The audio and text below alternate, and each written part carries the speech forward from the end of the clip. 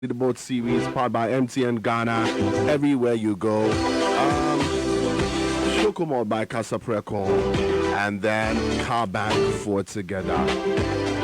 0202222073 will get you invite WhatsApp. Kindly be a part of the show this morning. In case you're tuning in for the first time, YLeaderBoard Series is YFM's innovative radio programming content to develop the youth and provide inspiration for all our listeners. And a stats reveal that Ghana's population is young, with about 61% being 30 years and below. Now, the International Labour Organization ILO's Youth and Future Work of Service shows that about 1/3 of the youth in emerging and developing countries like Ghana view their future work life with fear and uncertainty. And I always add this. Why? Because there's not much to learn from. YFM is Ghana's #1 youth and urban station. We have year-on-year dominance when it comes to youth radio programming here in Ghana.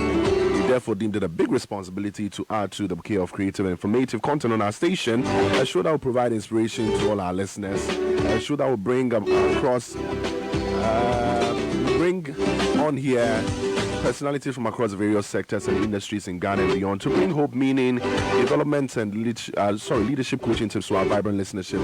Follow us on radio and across our digital platforms as well. So that's what we're in here for. For the next hour, stay with us. Let's have some good motivation. I mean, real-time stories, I tell you. So my guest this morning on the Leaderboard Series is a seasoned academic par excellence who remains committed to the philosophy and practice of sustainable, socially responsive and responsible design, and recognizes its potential in promoting equity and quality of life in Africa and beyond. He was a senior lecturer at the Department of Communication Design, KNUST, Kumasi, and the coordinator of research and postgraduate studies at the department. He had his doctoral degree in design education and social innovation at the Faculty of Informatics and Design inside Cape Peninsula University of Technology, Cape Town, South Africa. His research interests are design for social innovation and sustainability, and technology in design, with emphasis on design pedagogy. He also holds Masters in African Art and Culture from the Kwame Nkrumah University of Science and Technology. He is the local coordinator for design for social innovation and sustainability, a network of design labs based in design schools and design-oriented universities, actively involved in promoting and supporting sustainable change, He's an ardent believer of always a new paradigm and believes that there is always a new way of sustainability here in life. He's currently the Director General of the National Council for Curriculum and Assessment, NaCCA. Professor Edward Appiah is my honored guest on the show this morning. Prof, welcome to YLeaderBoard Series and, of course, YFM. Thank you, my brother. This should be your first time on YFM, right? I think so, yeah. Yeah, we're going to make it a wonderful one, I believe. Yeah. So I'm told you had to travel all the way from Sierra Leone down to make it for this interview. I'd like to use this opportunity to say a big thank you for honoring our invitation. Of course, Prof is our first guest for this year's YLeaderBoard Series, and he decided not to let it go. Regardless of the fact that he's very busy, he decided to join us this morning to share his life story so you and I can pick some good motivation out of it. So thank you so much once again. God bless you for making time with us today. Prof, I want us to start from the genesis of your entire existence. Right. Yes. Usually I would want to ask life growing up and all that, but because a lot of academics will come to play today, I want to know your interests, your academic interests while growing up. Were you conscious of the kind of things you liked academically, or it just came along the line? If you remember, what specific things did you have strong interest in growing up as a child? Thank you, my brother, Reverend Eskin. Eskin is one of my mentors. Reverend, the late General Eskin. Yes. Yeah. He comes from my school. Nice. So I'm proud of the name Eskin. Thank you. Coming, and I'm also grateful and thank you for the opportunity to probably share some of our life to see if we can also impart on others and influence others to come. Coming back to your question as to where my interest was, I must say right from the beginning I knew I was an artist, and that one I was sure, because I was right from my childhood involved in artistic activity, drawings and that kind of thing. So maybe in my basic school, I didn't see it that way. But when I was growing up, then I got to know that I think I have to put my strength in that. And in my school, I must say I was the first student to do art in A level. Yeah, and we didn't have an art master for the A level. Okay. So when I decided to do art in A level, I remember they had to bring another art master from the Art Council to support me. He recently died. About 2 years ago, I visited him, and he was so happy. And at least I took it to the higher level. Yeah. So right from the beginning, I knew I was going to do the arts. But as to maybe I wanted to do architecture because in my secondary days I was in construction. Okay. We on vacation you have to go and do this construction manual work. So my interest was into architecture. But later I realized that, and my uncle realized that, no, I think I can be better in the design. So then I shifted to Perfect. design. Now, in all this, did you get the support from your parents? Were they comfortable with the kind of interest you I had? want to do? Yeah. Well, I would say, well, my mother died when I was a kid. I think around 6 years.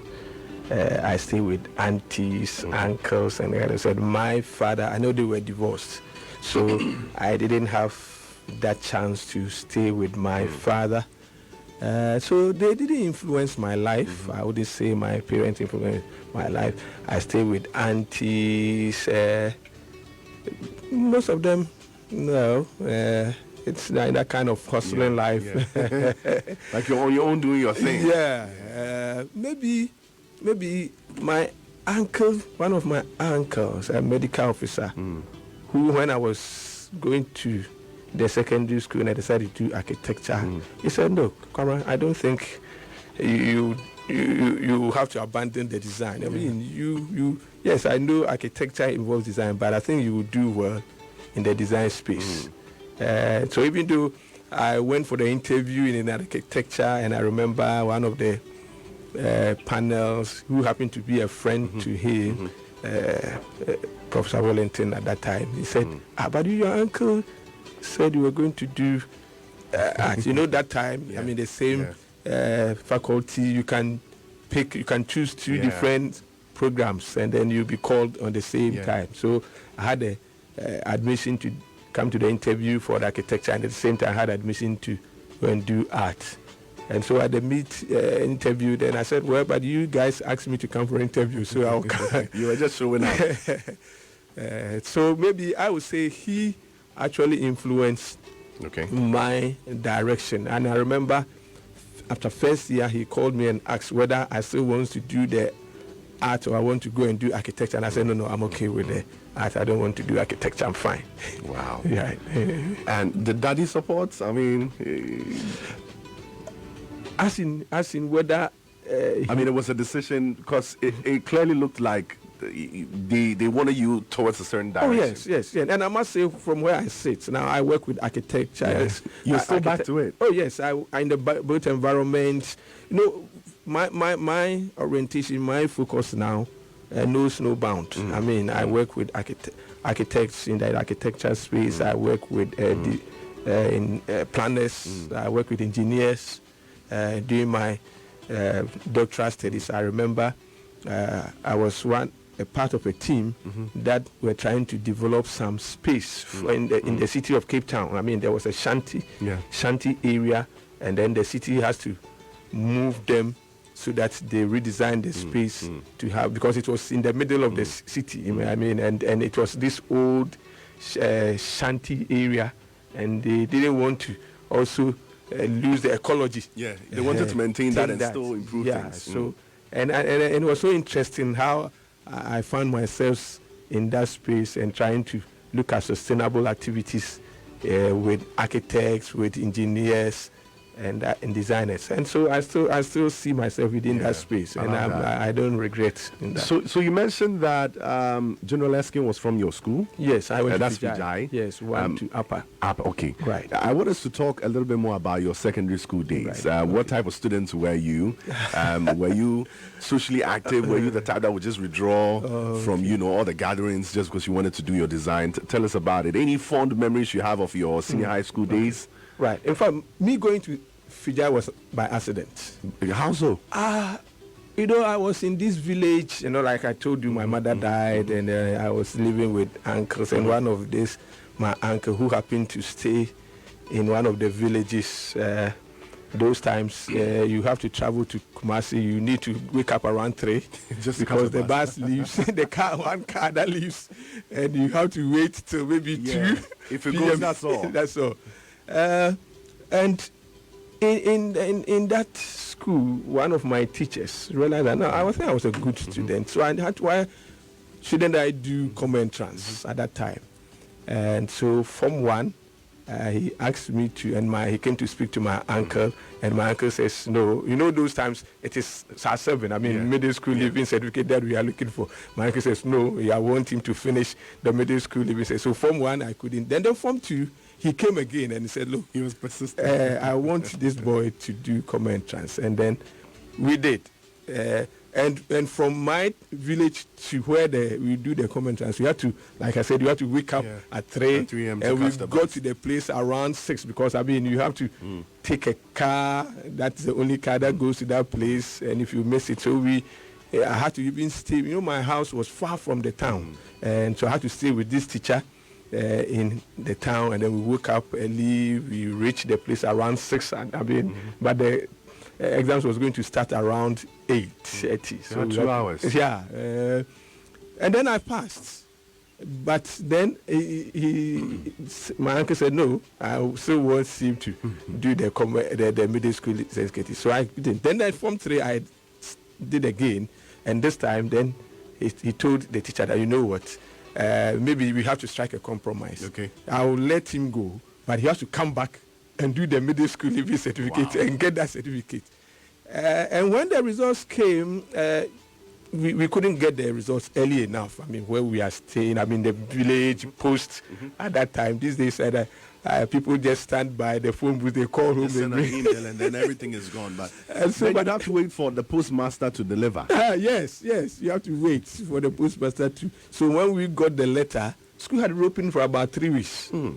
That was in Takrady. I chose DSTS. Of course, the teacher chose DSTS for me. And so my uncle, we had to find a way of going to Takrady.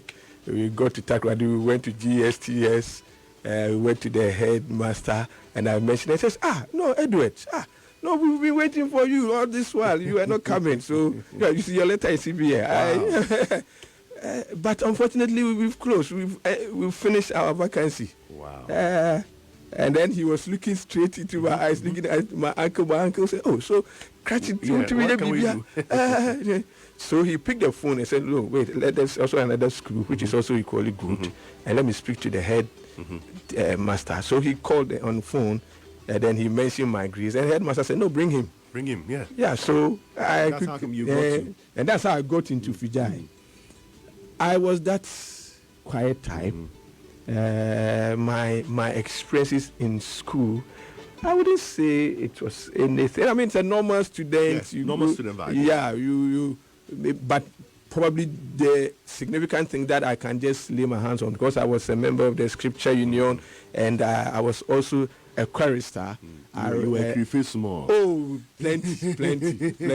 And I could sing. Yeah, okay. I could sing. I remember when we were kids, my younger brother, he also sings and play drums, so we can arrange those tents and containers, and then we'll be singing and those things. And then so I could sing. But I was quiet. And when the people got to know that I could sing, we were going to do a parade. Yeah. A musical competition, inter-house. Yes. So they came and pulled me, and then you had to sing gospel. Yes. You have to sing one high life, and then you have to sing one pop song. Yeah. And then I was leading the high life. I mean, coming from Kumasi, boy, you know, I could just. And I think that was the time that people go to this guy is in this school. And he sings, but I mean that was the end. People were trying to woo me into other things, and I didn't join it. It never dawned on you at any point to pursue your other passion as well, a singing passion. Not really. But at least I was in the choir, school choir, so I was singing in the school choir. But that was the end of it. I mean, from 5, I didn't pursue until maybe back in church. Between the period of you realizing, because from what you said, you realized your abilities quite early. You were not from a home where you had a lot of influence from your direct parents. It was mostly your uncles and that. You had to go through a lot in writing your tests, getting into school and all that, eventually becoming popular for a few months in school and all that. What kept you going? What was your motivation around this time? What was inspiring you? Reverend, you know what? I said my mother died when I was a kid, but I could still remember some of the interactions that I had with her. And my mother was such a woman who always wants to put you or push you to higher heights. She influenced my life in the early stages. She taught me some of the things in the scripture. In the morning, she would read the Bible stories, and then she would ask me to recite some of the things, and she would always tell you, you have to go to school, you have to get the best, and that kind of things. I remember she used to fry this bullfruit. Then I was supposed to go to nursery, but the teachers will come and pick me, and I refused to go. And then she will come, and then she says, okay, you let me wrap 2 or 3 for you. But when you go, remember, anytime it's time to do your classes, you eat. Remember that there's wisdom in that thing. I mean, somehow I believed. I believed. So, even though I didn't stay with her for all those times, I was always challenging myself that I can do better. I had challenges. I mean, when I stayed with an auntie who used to sell at Kijitia. She sells this ice kinky, and then I was part of them. We were selling ice kinky. You're the ice kinky crew. Yes. Those times, the Kijitia. Now Kijitia have changed. I mean, I went there the last time, and I was totally shocked. Yeah, those times they were just kiosks. Yes. And from next 18 to Kijitia to railways, that side. Yeah. Next to ours was a cassette studio, recording studio. I mean, where they sell cassettes. So I mean, all these noise were there. But when I had the least chance, I take the book and I'm reading, and I don't even hear the noise. And sometimes my auntie will say, no, the way you can come out there. And then I'll be conscious of the fact that there is even a noise. So in my mind, I was always looking at what can I do better? What can I do better in my life? And so I was challenging myself. I wasn't deterred by the kind of things that was happening to me. Even in the secondary school, sometimes you vacate, you don't even know where to go. Because, I mean, who are you coming to see? So I stayed in Takoradi, and then I worked with there was this driver who used to drive the Holy Child. Fija is just to Holy Child Training College. And then when I went to Form 1, I forgot about this. When they said the teacher, the head teacher, the master said, okay, I can take the position in Fija.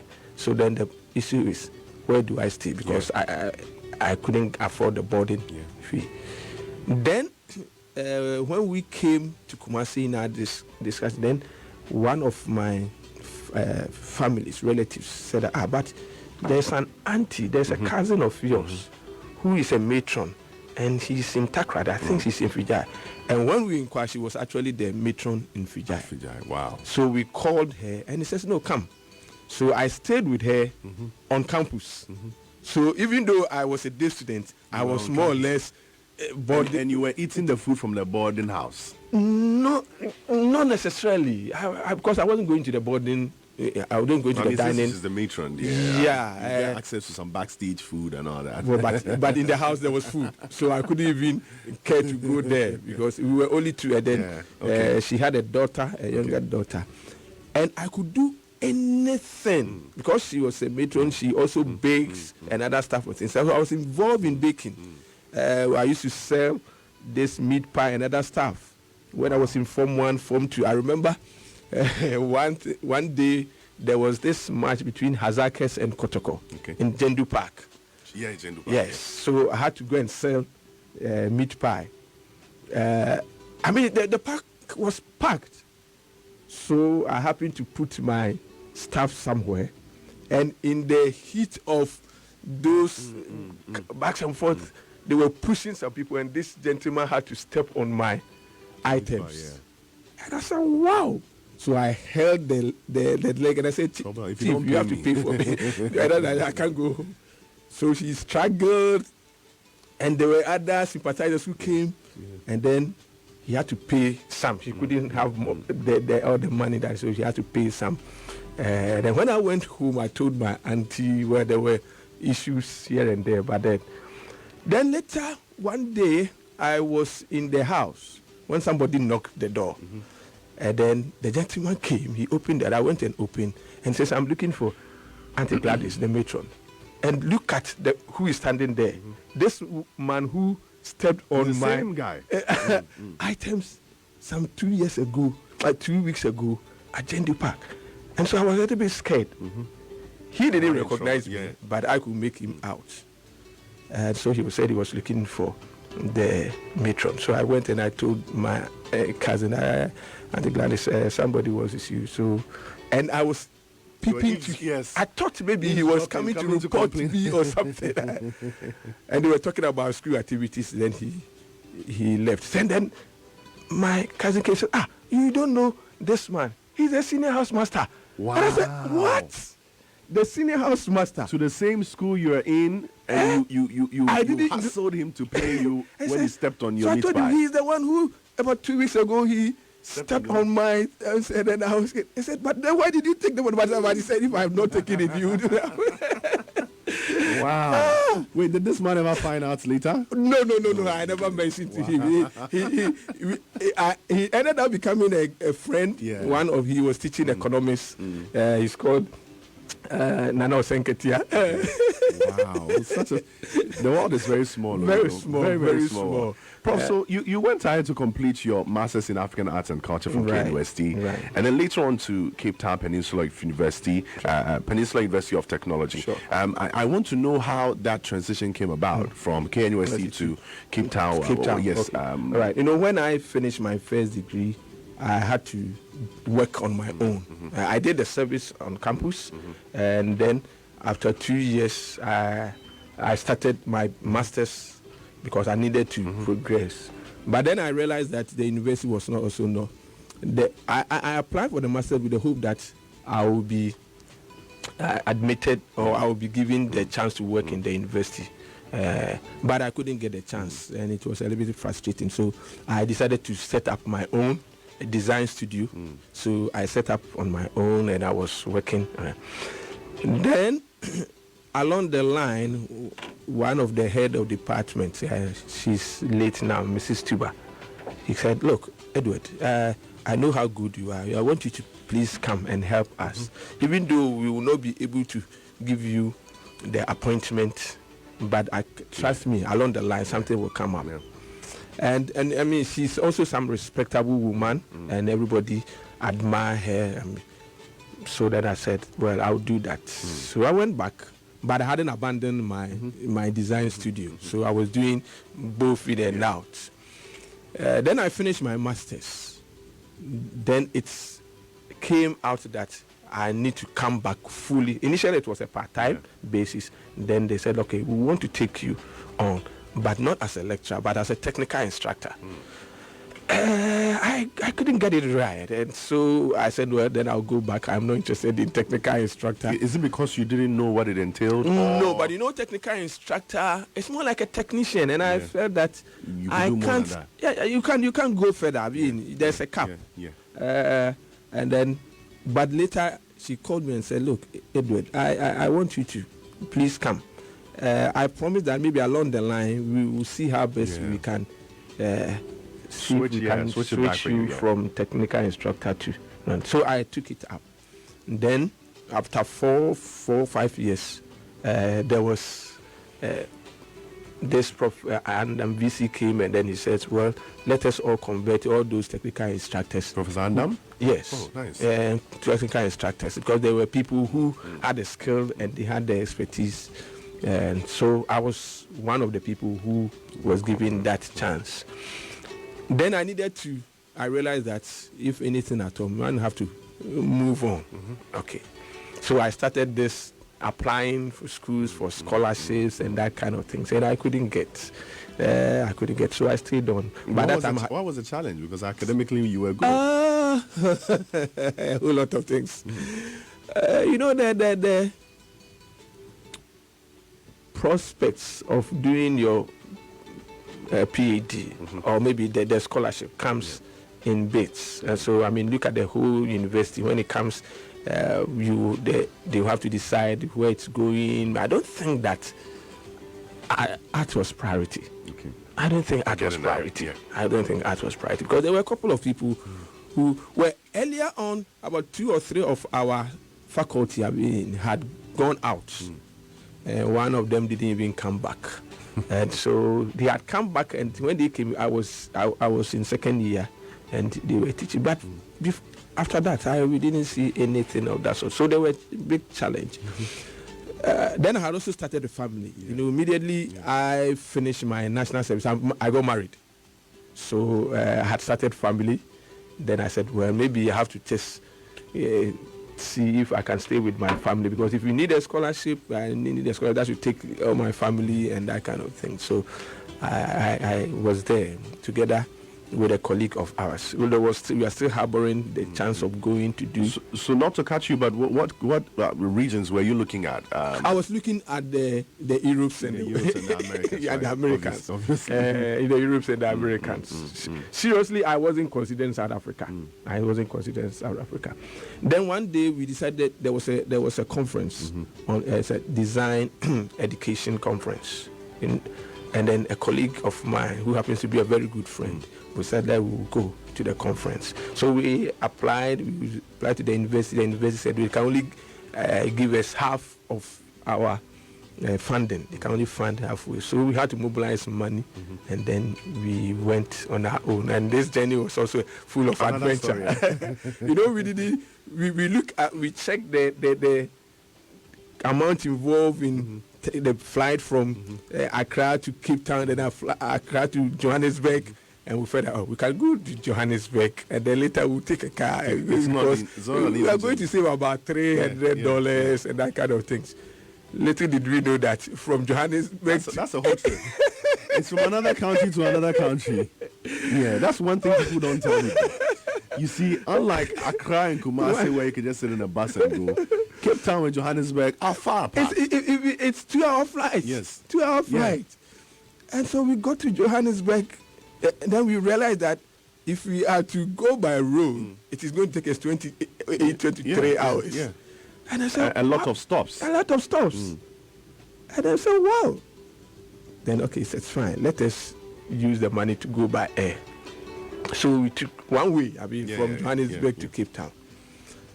Now, when we were about to come, flight changes. The rate fluctuates depending on the time, and then we realized that coming back to Johannesburg to fly to Accra, it means that for 2 days you can't even eat. You can't do nothing. It'll be easy. We happened to meet a Ghanaian friend who was a medical officer who was doing his postgraduate activity in one of the finest Cape Town hospitals. Then he said, well, he'll be able to support us halfway. So we had to manage our life and everything. Coming back to the conference. At the conference, we realized that these were seasoned designs professors, staff, good staff, which we had not even dared to think that it was happening in Africa. Yeah. And then we said, so why were we always looking at Europe? And the kind of stuff that is being championed here is next to anything. It's if not even better. And more standard. Yeah. So then my colleague and I, we said that, well, we'll have to come back and do our postgraduate, our doctorate here. So we spoke to the dean at that time, and then Cape Peninsula University was one of the new universities that the government had transformed just to help promote the blacks, because almost all the schools there in Cape Town were for whites. Yeah. And so we had all these facilities and the lecturers and this dean who is also a white. We spoke to him and said, so why not? You can come. You can even do half in Ghana and come and do the rest. I will accommodate you, because they are also opening up to internationalization. And so it will be happy for them to opportunity for them. Yes, to have international students. And of course there were other international students in there. By that time, my colleague had started a PhD in Kenya University doing art education. But I said that I don't want to do art education. I don't want to. You needed something extra. Yeah, I need something. So when we came to Ghana, we were also trying to look at how to get money and that kind of stuff to go. So it delayed. And of course, we applied through the university, and it took a couple of, I think about 2 years before I even received my admission letter and the green light to go. By that time, my colleague had also, I think it was about his third year or so, and I still hadn't done that. So once again, I went I applied for a scholarship, and I was denied the scholarship. Wow. So I had to wait for another year, because I said I would do my doctorate outside Ghana. And that was a plan. Yes, that was a plan. I didn't want to do anything in Ghana. And at that time, the former Director General of Ghana Education Service, Professor Pukwa Mankwa, had also come from Europe, and I was discussing with him. I said, okay, if you can go to outside Ghana, it's fine. At least if you change your... So I stuck to it, and then I had to wait for another year because I was due for sabbatical for 2 years. I had stayed for 12 years. I had not gone sabbatical, and I was due for 2 years. So I applied for my sabbatical, and then the Vice Chancellor called and said, you know how to you have to add what you intend using the sabbatical for. And I said I was going to use it for my PhD. I had already done 1 year online with my supervisor. We had interacted. Then he said, how can you use 2 years to do your PhD? And I said, I have already done 1 year online discussions and other things. Then he said, I still think that you can't use the 2 years to do it. Then I said, but I still have it. Yes, but I entitled to my sabbatical. I have not been given any... in 12 years? Yes, I've not been given any, and I don't even have the scholarship, no funding, and I think this is the best I can do. So then he says, okay, you go and think through and come. So about 3 or 4 days, I went back and I said, Prof, I still bent on doing it. I still want to go. Then he says, if after these 2 years you are not done, I said, maybe I might have to apply for a leave of absence. And then so I put it in the clause. I mean, you had explored all the options. Oh, yes. And you were fully convinced. Then he says, okay, all the best. Then I went. And I've not regretted going there. You know, when I went, my supervisor, even though I wanted to do technology in design, I had 3 supervisors. My main supervisor, I mean, he's my mentor, Professor Kronye. He is into technology in education. And then my second supervisor, who's a Kenyan, was into sustainable design. And then the other supervisor was into education in IT. And so my main supervisor said, look, Edward, you are coming from academia. And you know, in South Africa, especially in Cape Town, in CPUT, even if you are a lecturer from a different university and you go there, you have to do education, or you have to be tutored into 3 months. So we have education department in there. If you have not been teaching, then you do for 6 months. And so he asked me to go and do the 3 months because I'm coming from the university. I've been teaching because he says that, look, you are coming from academia. What you are doing is nothing but education. Unfortunately, people in the academia think that you are a lecturer, but it's important that you understand education. So I had to amend my proposal for my doctorate to include pedagogy in education, design education. And I did 9 months education. I think it was part of preparation for what I'm doing now. Because I must say, looking back, and then when I got the chance to do it, I wrote to my supervisor and I said, Prof, I've now been asked to head the curriculum of this. And I think that my 9 months in education was preparing me for this. Then he says, go for it. All the best. I wish you well. Wow. and that is the story for me with my doctoral studies. I've never regretted it. And I happen to get very strong supervisors who are into design, who are into sustainable design. My second supervisor, he's now even moved from Cape Town. And if you are walking around South Africa and you mention that you are a PhD student or a doctoral student doing design, they will ask you, who are your supervisors? Yes. They will mention these two. Yeah. And say, if these two are your supervisors, then you are good to go. You are good to go. He happened to be the only black that headed an international design organization worldwide for 2 consecutive times. And so I stayed under the tutelage of very strong design proponents and education proponents. I mean, my main supervisor was educationist, was an IT person, and was into design. In fact, I was the first person in design, fully design, who he actually tutored. And so he also learned from me. And since then, we have become friends. I mean, I see him as father and a mentor. Wow. So when you went to SA, before that, I think I asked you something about your interest, and you were looking at the Europes and the Americas. What 2 things did you instantly change in your mind about how you used to see South Africa? Oh, okay. First of all, like I said, we were not looking at South Africa. But when I got into that space, I mean, during the conference, I realized that this is a conference, international conference. So we had all the gurus in design descending on that place.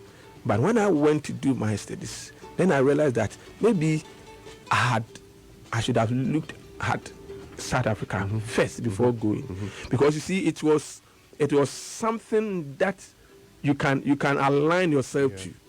Now, the other thing that I also realized was that, yes, even though it was in an African continent, everything that we were doing was the international standards. I mean, we had visiting professors coming from Europe, coming from the America, and there was this exchange. And I also got a chance to go to almost everywhere because my supervisor was a researcher, and he had a lot of funding. He had money. And so once you are working with him and you're also ready to write and you want to go attend any conference, you are capable. And so it changed my perception about Africa. And the good thing is that, okay, so they had to reduce the fees for us because they had an international fee for those outside Africa and those inside Africa. So at least I had a moderated fee, which I could accommodate. Nice. I must say that when I was going, I had to sell my vehicle to go. Oh yes, I said, you know, I had a car, and then we bought another one for my wife. Yeah. It was this Opel Astra. Okay. I mean, those times, those were yeah. But then I realized that I needed the money. So we discussed. Then he said, okay, maybe you can sell the Astra, and then you take the money. So we sold the Astra, and then we left. I left with it. Of course, I picked also another loan to top it up because it was not going to be sufficient for all those years. So I sold the Astra, and then I went for a loan from Stan Chart And then I went with it. And that is how come I'm back. Prof hasn't regretted. No. Seriously, Reverend, I have not regretted at all. I have not regretted an iota of the decision that I took. And for me, it was a sacrifice worth going in. And so I tell my students sometimes they are complaining about the fees, and I said, look, guys, if you want it, you have to pursue it. You are not going to get it easy. It's not going to come on a silver platter. Struggle and get it. But when you get it, it's worth it. Nice. Now, before you left, you had a conversation with one of your superiors, and he was challenging the fact that it couldn't be done within 2 years. Was it done within 2 years? Oh, yes. And when you were done, did you come back? Oh, yes. On time? Let me tell you, when I went, I've already said that I had 1 year preparation with my supervisor. And so when I went, I told him that I'm coming with sabbatical. The good thing was that the academic timetable was a little bit different. They start the academic year January, like what we are doing now. And then Ghana, we started in September. Okay. So what it means that I was always ahead. Okay.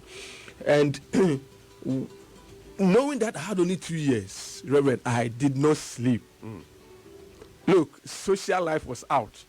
I remember one day, one of my friends for them, Friday in South Africa, in Cape Town, Friday, 2 o'clock, party starts. They will leave you and you go. They were not finding me. They called, one of my colleagues called around 5:30 to know where I was because they were expecting us to meet. And then I said, I'm still in school. Then he says, what are you doing in school? 5 p.m. on Friday. People, I didn't have social life because I was bent on making sure that I finish within time and then come back because I left my family in Ghana and it was something that I wanted to. I must say that I didn't get finished exactly 3 years. There were about 4 months, and it happened because getting to the end, I lost my sister. We were 3, 2 boys and a lady. I'm the first, and then there was a guy, and then my sister. And this guy died earlier, so we were left with the 2 of us. And so in October, I think I was in Liverpool. Then I received a call. My wife called and broke the news to me. It was a blow. So I had to even cut short my stay in Liverpool because I went for a conference and I wanted to see some family, some cousins, and then I had to cut off and come. So I came to Ghana, and that delayed my finishing because I was rounding up. So I stayed for about 3 months to be sure that everything is done before I left. And that is how come. So instead of maybe finishing in January, I think I finished in May. In May. Okay. Yes, I had to go and do that. What kind of opportunities were open to you after completion of your program? I'm very keen on knowing a whole lot. When I was finishing. Oh yes. When I went, I had to start and establish an MOU between KNUST and then CPUT because that was the only chance. And I thought that if I had an MOU, it would also help others to come. And I must say that even two people had to come from KNUST through the MOU. They are all now in the Faculty of Art. They are all teaching. They all came to do their. So when I was about finishing, then my supervisor said, we have this position there for which we want you to take. And then I asked, but Prof, you don't have to go back. We also have an MOU. Don't you think that it was going to breach it? Then he says, yes, maybe that was. And do you know what he said? He says, one of the foolish things I've done in my life to sign this MOU. If he had known, he wouldn't have signed, right? Wow. That goes a long way to say how important you were. And to date, the slot is still there. The slot is still there. That one slot is still there. They were recruiting 3. They've recruited 2. And since I finished, I go online, I still see the slot. And so that means you didn't take the offer. No, I didn't take the offer. I knew what I did was, my second supervisor was also going on sabbatical, and so then they said that okay, we'll ask you to stay on, and then cover up for your other so that he can also take his. So I stayed 1 year, but of course I had come back. I had come back and had told the provost about it, and then they said, okay, we'll give you that chance. So I was given that 1 year to go back to Cape Town to lecture there also. I must also say that there was also a postdoc in Norway, where I had to go, and that was 2 years. But you see, I had my family. At that time, my children were also growing up in the secondary schools, and then I didn't take them along because I didn't want to break that thing. Because I also wanted to do it within that time. And I remember at the point my supervisor said, "Look, Edward, you have to slow down, because one, he thinks that I'll be envious of the people and the way I'm running." And at a point I could see that I was envious because we had a very close working relationship. I used to drive him when he travels a lot, and when he's traveling, I drive him to the airport. I bring the car. Sometimes he says, "Go and park it in your hostel," but I park it in his space in school. And then when he's coming, I'll go and pick it and go pick him up. And sometimes people don't understand why this black boy you have that working relationship with this white. So I enjoyed, and almost everybody was asking, "Oh, so Edwin, when you finish, are you going back to Ghana?" And of course, some of them to ask it in a cynical way because they think that you are going to take their space. And I said, "Look, I'm ready. I've been in Ghana. I'm on my way going." So there was also this position that came up in Brazil. There was one of these professors who happened to be in the network of design. And so he wanted me to be there for some time. Then I said, unfortunately, no, we have to see how best we can, because I need to come back to K University. So I had to come back to K University. And because we had also started a postgraduate in K University, and then I left. So I realized that I need to come back and revamp the postgraduate activity. So I had to come back. And when I came, I realized that there were a couple of students who had started masters and they are not done by 3 years, 4 years. And I said, how can you stay on a master's program for 3, 4 years? You can't do that. But I realized that we need to restructure the program. And so we had to restructure and start a PhD program. And then we set it up rolling. And I must say that it's been a nice time. I love that. Sometimes I felt like there was so frustration here and there. I felt like maybe I should have taken this offense. Right?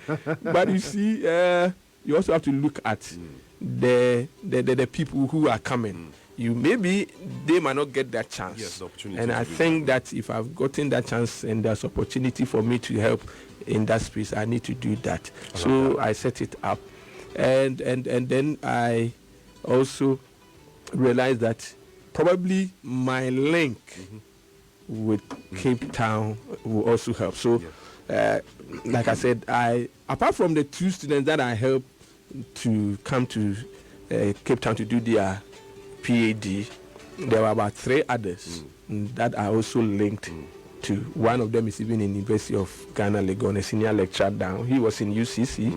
And anybody who calls or who writes in Ghana to the school or writes to my professor he wants to do a school, he says, "Please speak to Edward." Speak to Edward. And then he will send him. Edward is the official middleman now. I love that. He will speak to Edward. So I have a whole lot of students who I was linking to. What do you miss the most about your days in Cape Town? Oh, was Kwaito still a thing then? The music Kwaito, or it would be something else? Since you love music, I love music, I must say, but I must say that my social life in Cape Town was limited. But I enjoy going out, in Waterfront. There's a place in Waterfront where we have a whole lot of amusements, activities. During the weekends, when I'm stressed up, I just go and sit there I look at people dancing, listen to music, or sometimes I go watch EPL, and those are the times things I missed. I missed a lot because sometimes you want to go and sit in an open area to just ease your minds of certain things, but you can't find them. Can't find them, and almost every place is turned into a building area. You don't have that ecology, urbanizing everything, and those are the things that I miss. Those are the things that I miss. You can just go and sit somewhere in Cape Town, and you can think through your life. You can. It's nature. Yes, you can have a link with nature, but unfortunately, we don't have it here. You don't have it here, despite the fact that they said there was crime. I didn't see that in Cape Town. In Cape Town, I always tell people that the difference between Cape Town and Europe is that you see more black people. More black people, but it's almost as if you're in Europe. When you are in Europe, you see more whites. That's it. Anyways, let's get into the technicalities of your doctoral research.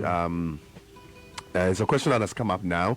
Your interests were in design for social innovation and sustainability and technology in design. So two things, with emphasis in design pedagogy.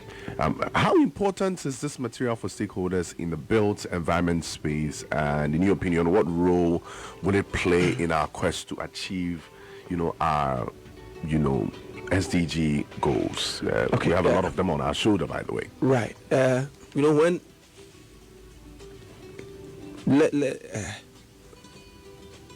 one of my supervisors I told you is a design guru, Mugendi. He's a Kenyan, and for him, he thinks that designers change the world, and I profess that if there is anything that can be done to change the world, it should be led by designers. It doesn't matter where it's coming from. Now, when you look at where we are going as far as our ecological lives are concerned, Reverend, if we are not careful, we will lose the world before it gets lost. And for us as designers, I think that designers also add up to this what we call consumerism. The built environment that we have, the lifestyle that we live, these are driven by designers. I teach my students, if any item comes up, it's the mind of a designer. The moment it is launched, the designer have moved on. And so even though they are launching a product today, in the mind of the designer, it's an old stock. He's working on something. He's working on something to improve it. And so and the aspect of pedagogy is what can you do to let people know that this is what needs to be done. I mean, pedagogy is about your methodology of teaching and other stuff.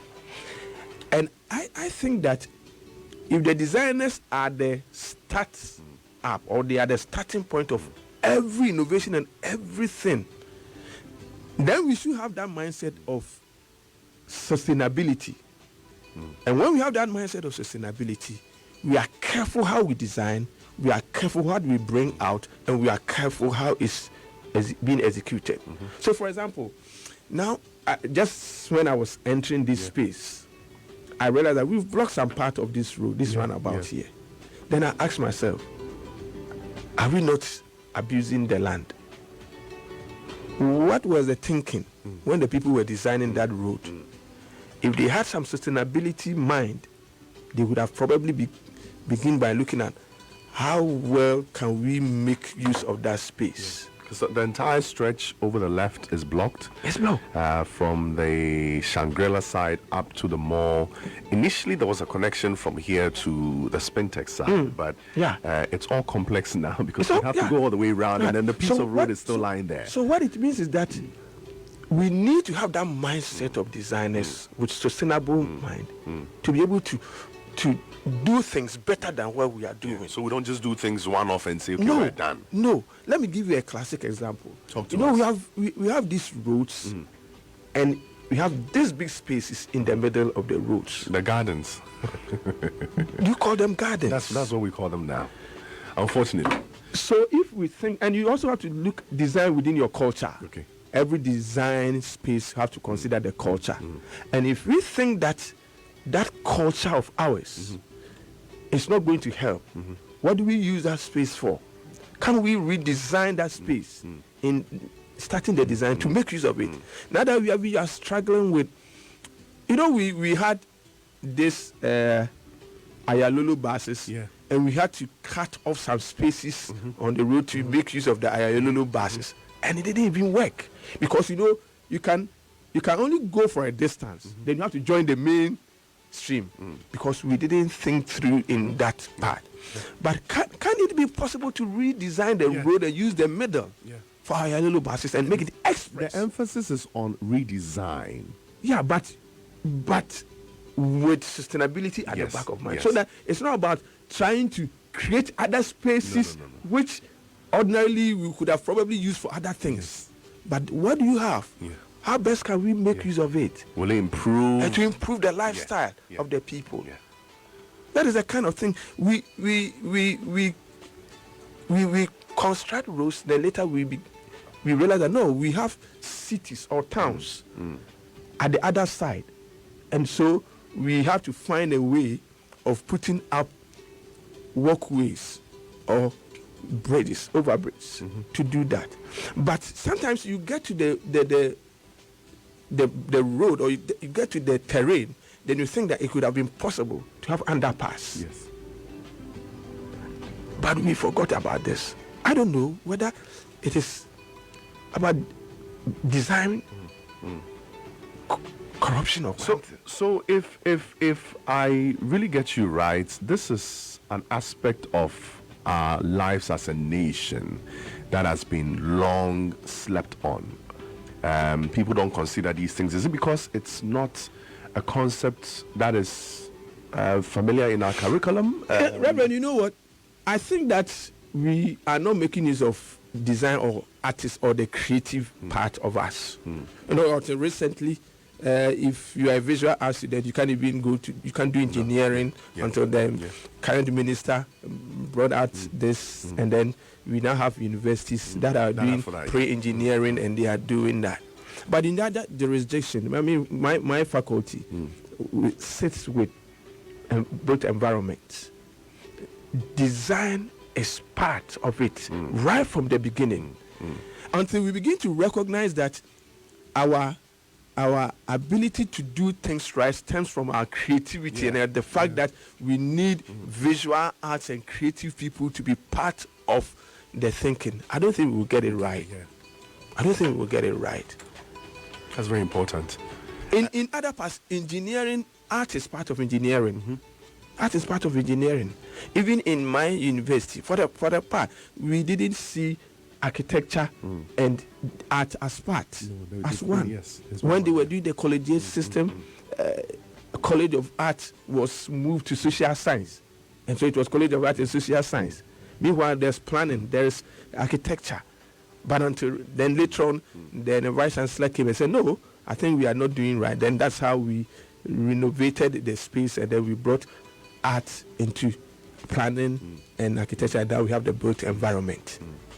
I believe, and just as you mentioned, that if we pick a phone, the phone might have the purposes it serves, but until the artist is able to envision what he wants to achieve, the work can't be done. The work can't be And basically, I mean, in a layman's terms, what you're trying to preach is, while it's being designed, we should take into consideration sustainable moves that will make sure that the purpose is served and then improved upon it. Yes. And then the lifespan can even be increased. Yes.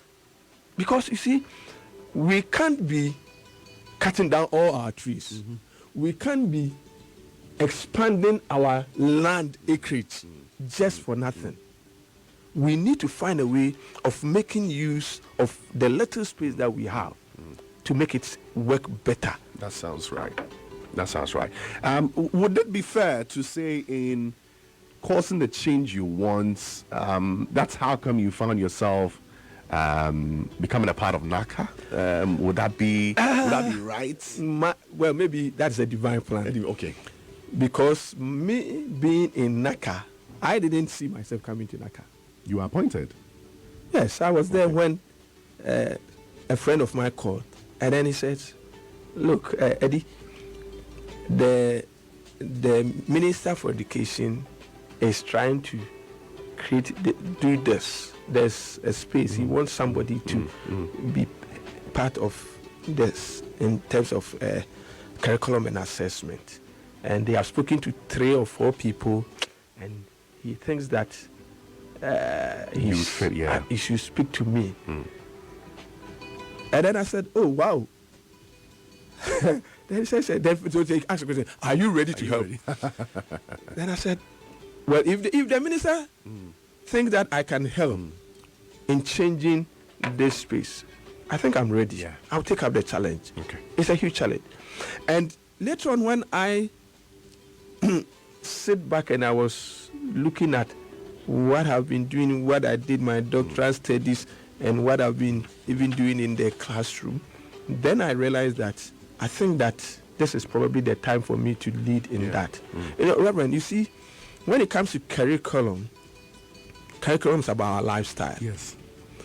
The nation will have to plan where he's going, and he will fix it into the curriculum. And so when I walk around, I look at the truck drivers, the taxi drivers, those on the street, everything that is happening. Then I tell myself that I have a huge task on my mind to change the mindset and the people and the lifestyle of people. It's all about curriculum. The way people are reacting, the way people do things, it's as a result of the curriculum that we were exposed to. Yeah. And so, if there is something that we have to do to change the nation's future in the next 5-10 years, then we should have to come to the curriculum and realign ourselves with the curriculum. And that's why I'm excited in what I do, because I think that we've lost it somewhere. We've lost it somewhere, and we need to come back. We've lost our values. Now, if you are talking to the typical Ghanaian child, his mind is on money than values. So I ask, what is our value system now? Yeah. Is our value system about money? Is it money? Is our value system about lifestyle? In one of my encounter with some of the professors and the people who matter in the curriculum discussion that we did, then I asked a question. If a child is not able to do an assignment, or is not going to do a work, maybe you give the child a maths work to do, and he's not doing, 2 people, and then he sits up and tell you that, no, I can't do it. And then another child who can't do it, try and look at a colleague's work and get it right. These 2 people, who would you praise? I think I would personally praise the person that said he can't do it, because he definitely doesn't understand it. But the other person have got it all right. Yeah. But he didn't check. It's not from, So you see, we need to reorient our value system and see that it is not about what you can do, but how you can do it. Yes. I think it shouldn't be result oriented. It should be even if it's result oriented. I mean, we want to look at how did you get there. Yes, how did you get to this? How are you getting there? You see, in other jurisdictions, children try to help each other to work. If you go to a particular school, and I've been in some schools in some countries, where the child is working and then he gets up to go to his colleague and say, "How are you finding it? Is there a way I can help you?" In Ghana, and sometimes I tell my master students, the 2 people, they are doing masters research, they are in the same room, yet one person doesn't know the topic of the other. They are all doing research. The roommate doesn't know that my roommate is doing this particular problem because he's hid it from him. We are myopic in our minds, and we always want to see ourselves as the best. Yeah, I think there's no sense of collectiveness, and it stems from our curriculum, just like you mentioned. Yeah. And so if we're going to change, I mean, just like you stated earlier, if we're going to see the development we want to see, things that are outlined in our SDGs, there are certain things we must change. And Exactly. basically what NA, There should be CCA, collaboration. yes, exactly, There should collaboration. be creativity. Yes. There should be A innovation. sense of that. yeah. And we need to see this in our curriculum. We need to find a way of making the child. Back home, I told you that I was when my mother died, I was in some villages, and the typical Ghanaian is about collaboration. Yes, it's one of our biggest values. In the villages, when one farmer, I mean a cocoa farmer, is about to harvest his farm, he will want to bring the rest. They will put themselves together, what we call the nobwa. They will go and finish with one, and then we'll go to the other, just to be sure that all of us, our cocoa will be on the in the sun. Communal labor. That kind of collaboration is our value. But we've lost it now. Somebody wants to be in an Eiffel Tower, and he wants everybody to see that he is the one who is a champion in society. He has all the monies, and so he doesn't care how he's going to get the money. So long as it puts him above everybody, he's good to go. Yeah. Wow. Prof, now, I mean, in your capacity, help us understand how easy or difficult it is to change a curriculum, something that we've been used to for years.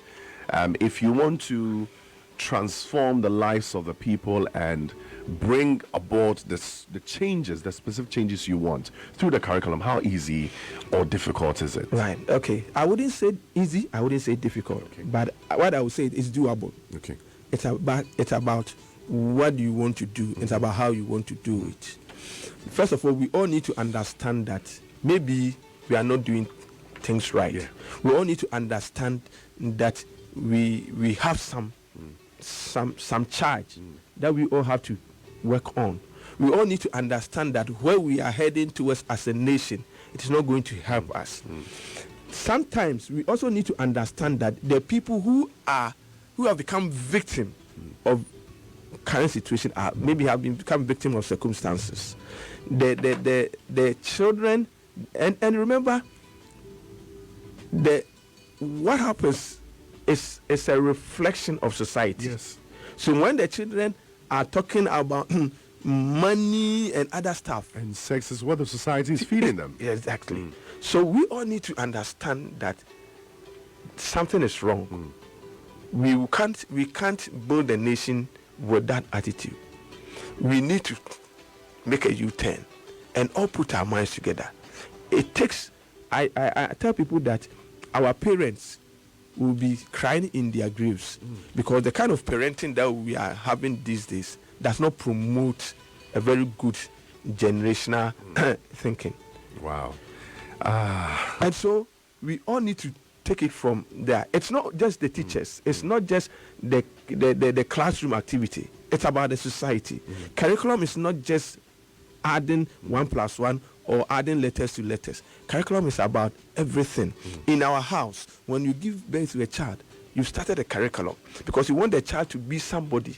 And how you treat the child, how you train the child, what you tell the child, you are preparing the child to be what you want him to be in future. And so you involve yourself in the curriculum, all right. And so we shouldn't be like just the classroom. Parents need to know what goes in the classroom too. They need to be involved in the training of their children. They need to understand that they have a part to play. How many hours would the child be in school? Majority of them will be in the house. So how do we all collectively say that we need to change the situation? For me, I always want to look at the results first and how we get there. You know, in education, there's what we call the CIA, curriculum, instruction, and assessment. Assessment drives everything. If the child knows that this is how I'm going to be assessed, his learning will change. His attitude of learning or studies will change. So it is important for all of us to know that, look, I'm not going to, like the teacher, I'm not going to beat you when you get it wrong. But I want to see how best, even if you are struggling, I can help you. And those are the things that we need to put in place and inculcate ourselves. How children are learning now is because of the way maybe we are assessing them. We've done some senior high school review, the curriculum, we've done the review, we are doing trial testing. And then the trials that we are doing, Reverend, can you imagine the kind of results that we are getting from the children? And they think that it is time that we move away from the kind of assessment that we are doing. Wow. Because to them, they think that it's about learning to pass. Yeah, that's how it's been. And they know it. They know it. And is that what we want? We want to train children who are going to be lifelong learners. We want to train children who will have a space and they can utilize the space for the better. We want to train children who are innovators, who can transform society. If we can transform the nation, we can only do so when we have the largest population of our the citizenry who are youth also have a transformed mind. That's true. And if you don't have a way of transforming their minds, we are doomed.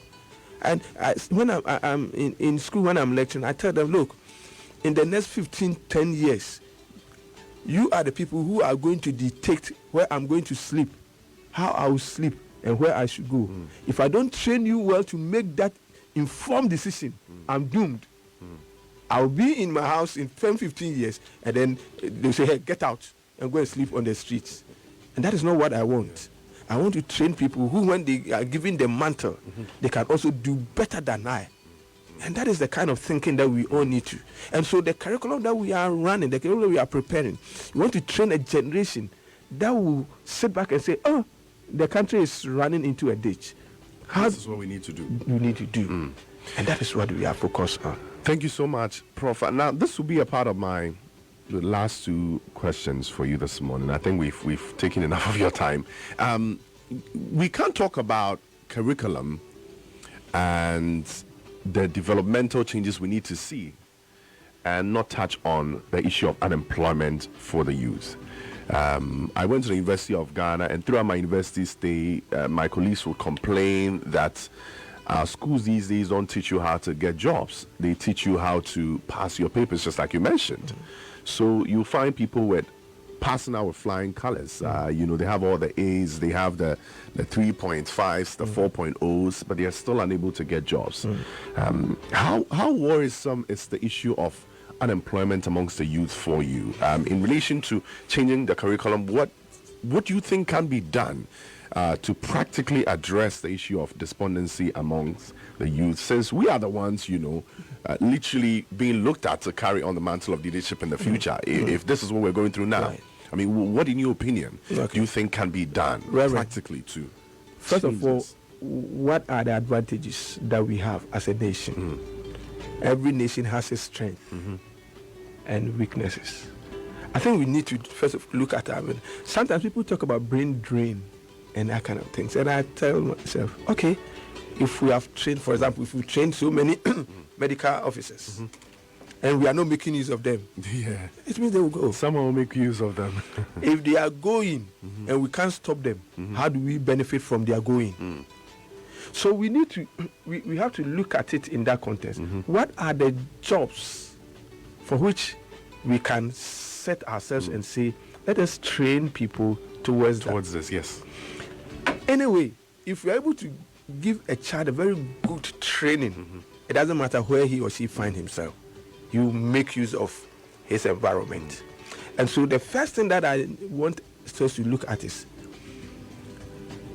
our curriculum training people who can be retrained. Is our curriculum training people who can adapt. Is our curriculum training people who can see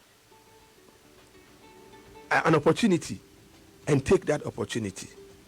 And it all boils down to creativity in the curriculum. Back to it.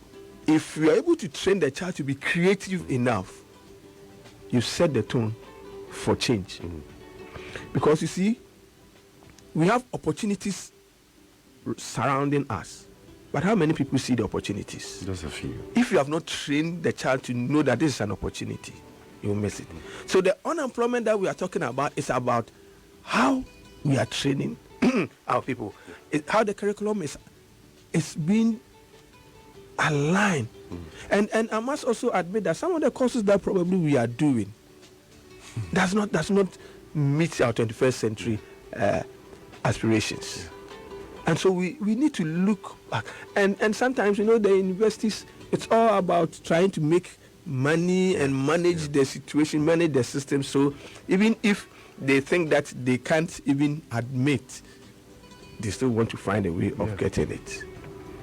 But from where I sit now, I think that the curriculum that we are running now, or we are working on, should be able to prepare our next generation to become giants in the 21st century. They should be people who can be seen to change the situation. There should be a paradigm shift of activities. It's not about trying to let the person know that I can read well or can write well, but about how can I apply what I'm doing.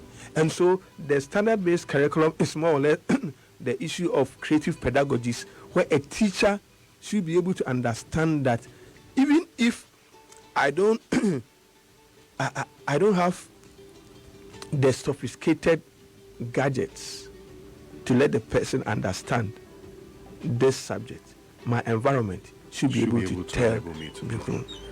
If I want to measure a room, I have the length and breadth.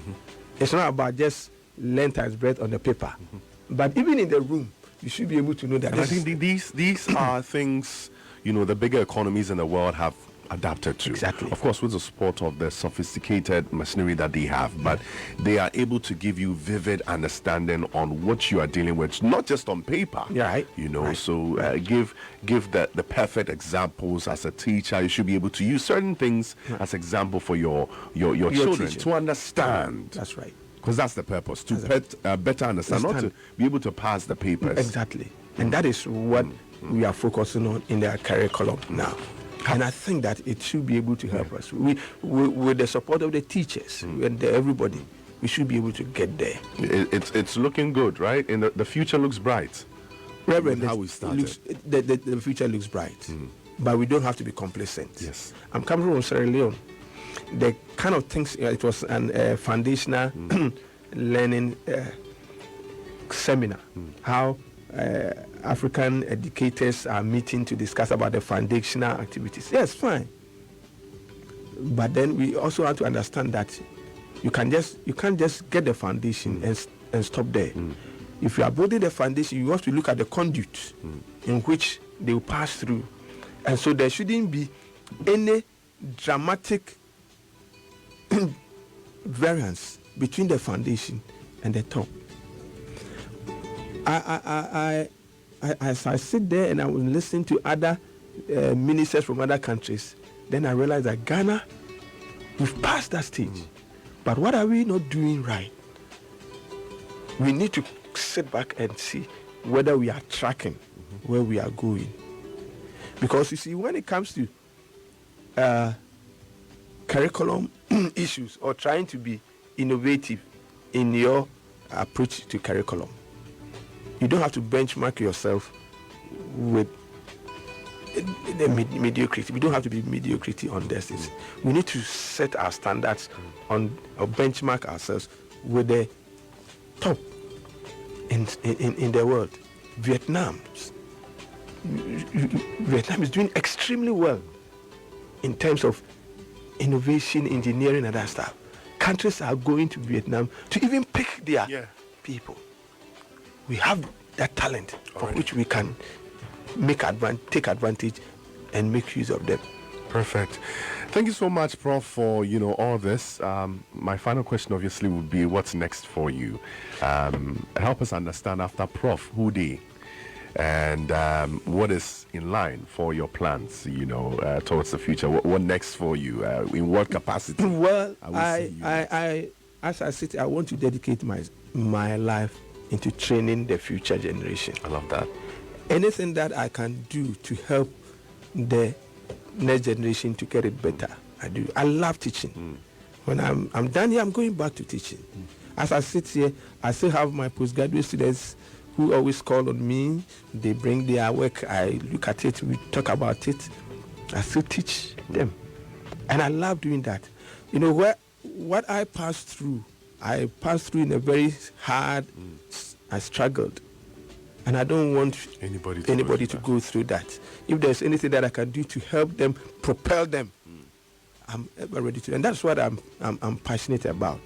And so I'm done with my contract. I'm going back to it. Even if it means sitting at home so that I can do one-on-one with people. You would definitely I would definitely do that. Thank you so much, Prof, for spending time with us this morning. I'm told not to let you go until you give us a last piece of advice. I think we've had a lot.